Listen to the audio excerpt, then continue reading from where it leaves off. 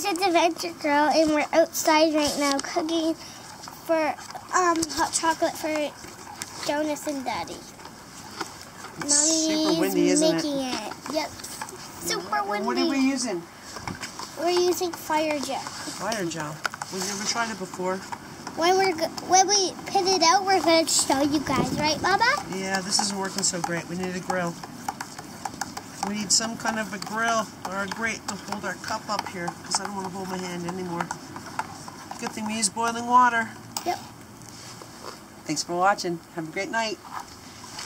Mama put it out. It's a video. Say goodbye.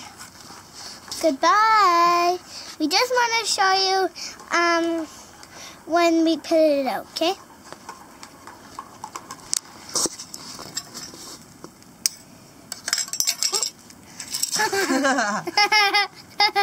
Okay, ready? Yeah. Here we go. Ready to see it?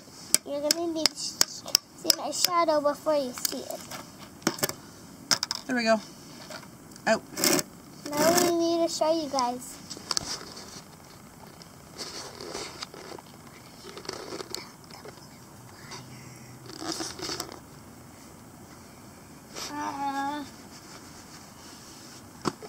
Work.